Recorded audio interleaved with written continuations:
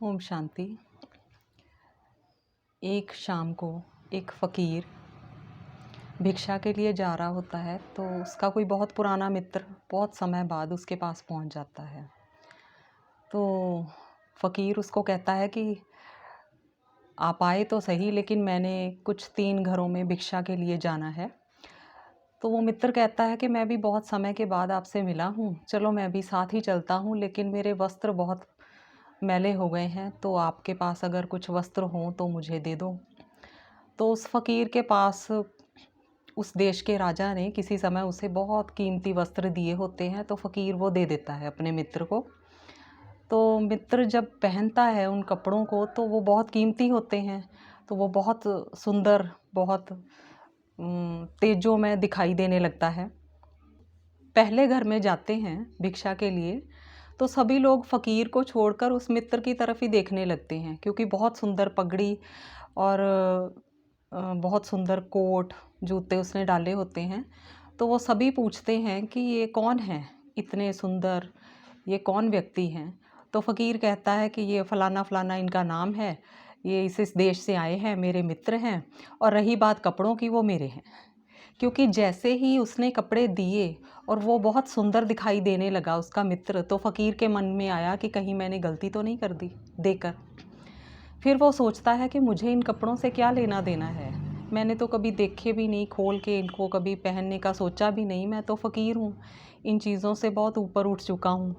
लेकिन जब वो ये बात कह देता है, तो मित्र भी बहुत हैरान और परेशान हो जाता है कि ऐसा इसने कैसे बोल दिया। बहुत नाराज़ होकर वापस जाने लगता है उस घर से।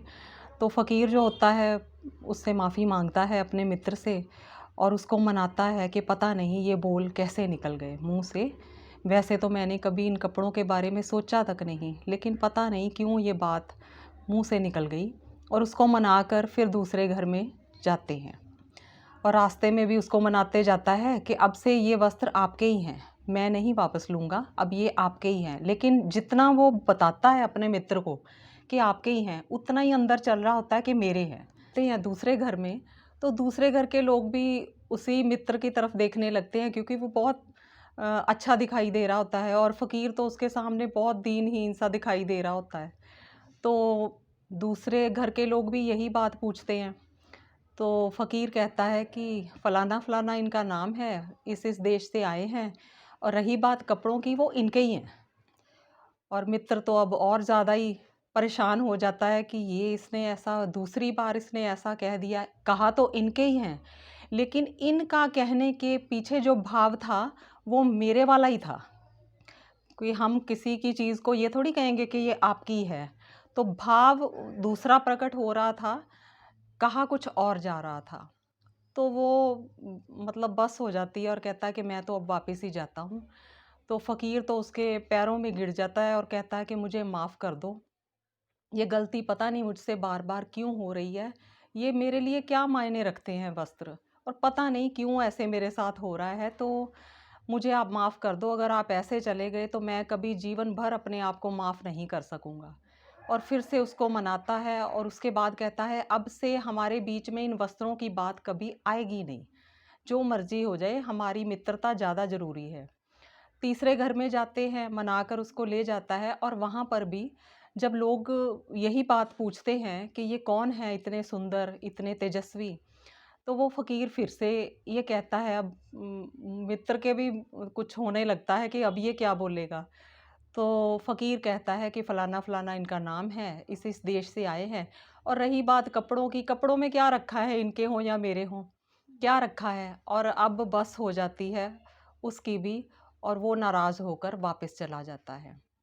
यहाँ से हमें क्या पता चलता है, इतनी एम्बैरेसमेंट, इतनी शर्मिंदगी एक मित्र को हुई। क्यों हुई? क्योंकि उसने माँगा। माँगने से उसके वस्त्र सिर्फ़ मैले थे, और एक चीज़ माँगने से, सिर्फ़ वस्त्र माँगने से उसको इतनी ग्लानि सहन करनी पड़ी, और वो भी दूसरों के सामने। और किससे? अपने ही मित्र से। और मित्र भी कैसा, जो एक पहुँचा हुआ फ़कीर था। लेकिन एक सिर्फ़ कीमती कपड़ों की वजह से उसके मन में ये विचार आ गया कि ये मेरे हैं। और अब हमें जब हम इस ज्ञान मार्ग में आते हैं तो हमें क्या सिखाया जाता है कि माँगना नहीं है। हम दाता के बच्चे हैं, मास्टर दाता है, हम देने वाले हैं, हम माँगने वाले नहीं हैं। अगर हम माँगते हैं तो हम भिखारियों की श्रेणी में आ खड़े होते हैं। तो हमारा हाथ सिर्फ़ देने के लिए ऊपर उठना चाहिए, फैलाने के लिए नहीं। अगर हम फैलाते हैं हाथ तो हम किसी को क्या दे सकेंगे? और हमें बाबा ने सिखाया है कि आप मेरे बच्चे हो। बाबा से हमें इतनी प्राप्तियाँ हुई हैं, ज्ञान मिला है, खजाने मिले हैं, वरदान मिले, इतना प्राप्ति होती है कि हम किसी भी आत्मा को शांत कर सकते हैं, सुखी कर सकते हैं, उसको खुश कर सकते हैं, उसका मूड ठीक कर सकते हैं। लेकिन अगर हम खुद ही ये चीज़ें माँगते हैं कि मेरे लिए योग कर दो, मेरे लिए ये कर दो, हम उसके बच्चे होकर, चाहे वो स्थूल चीज़ हो या ऐसी कोई चीज़ हो, तो हमें किसी से माँगना नहीं है, हम देने वाले बने। क्योंकि हम उस दाता की संतान हैं, हमें अपना हाथ देने के लिए ही उठाना है। ये एक बात ही हमें उस परमात्मा के बहुत करीब लाकर खड़ा कर देती है। और बाप समान, जो बाबा कहते हैं ना, बाप समान बनो, वो भी तो देता ही है ना, हमेशा देता है, तो हम भी देने वाले ही बने। ओम शांति।